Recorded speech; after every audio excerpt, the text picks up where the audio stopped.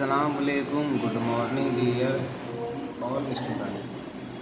Class 7 subject Urdu, chapter number poetry for winter comes, सर्दी आई। इस नज़म को हम रीड कर लेते हैं, इसके बाद हम समझेंगे। सर्दी आई, देखो देखो सर्दी आई। जाड़े से सब काँप रहे हैं, कंबल से मुंह ढाँप रहे हैं। अब देखो सर्दी के मौसम में क्या होता है कि हम जो है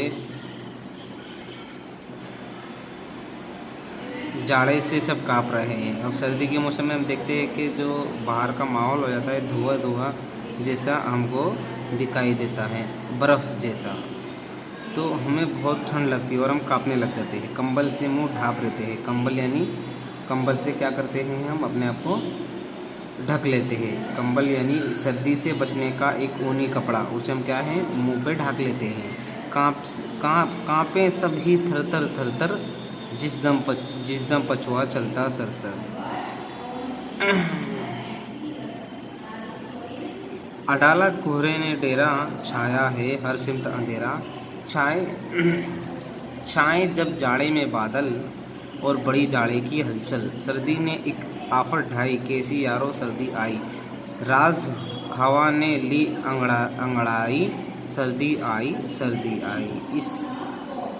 इस नज़म में क्या बताई गई है, सर्दी के बारे में बताया गया है कि जब सर्दी आती है तो लोग क्या करते हैं, ठंड से थरथराने लगते हैं और जाड़े कपड़े जो पहनते हैं वो ऊनी कपड़े। तो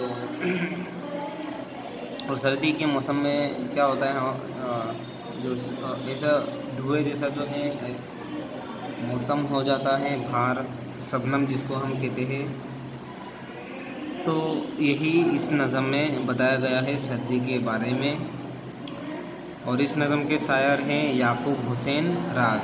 अब हम देख लेते हैं अल्फाज और मायने। जाड़ा यानी कंबल, सर्दी से बचने वाला ऊनी कपड़ा। कांपना यानी ठंडी से थरथराना।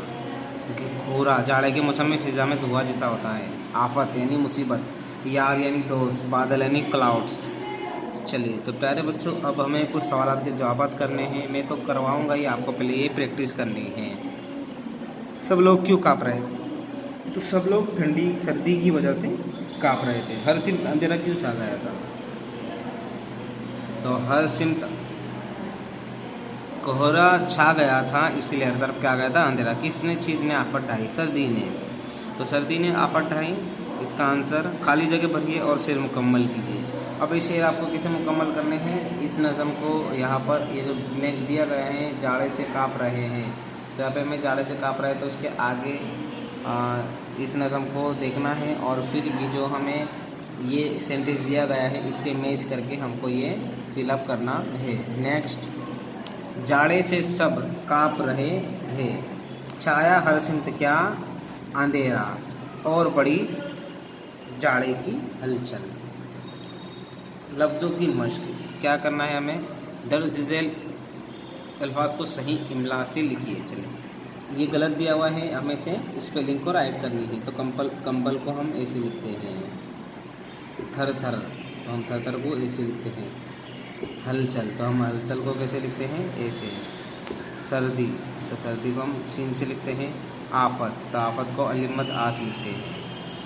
सही जोड़ियाँ मिलाइए। चलिए, तो नज़म में ये देखना है हमें। और जाड़े, कोहरा जैसे पछुआ तो सरसर, बादल, तो इसको हमें नज़म से देखना है और फिर सही मैचअप करना है। अगला है अपोजिट वर्ड। अच्छा, तो अच्छे का क्या आएगा, अच्छे का आ जाएगा बुरा।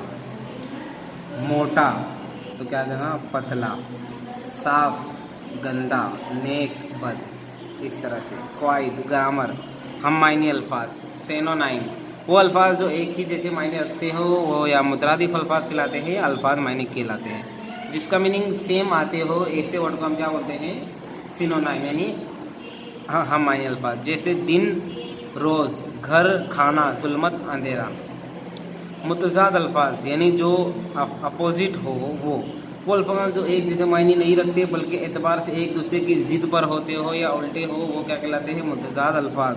जैसे रात का दिन, अंधेरे का उजाला, जवान का बूढ़ा, छोटे का बड़ा और काले का सफ़ेद। तो तो इस तरह से प्यारे बच्चों आपको जो क्वेश्चन मैंने अभी समझाया वो आपको करने हैं। इसके बाद तो मैं आपको करवाने ही वाला हूँ, फिर भी आपको प्रैक्टिस करनी है।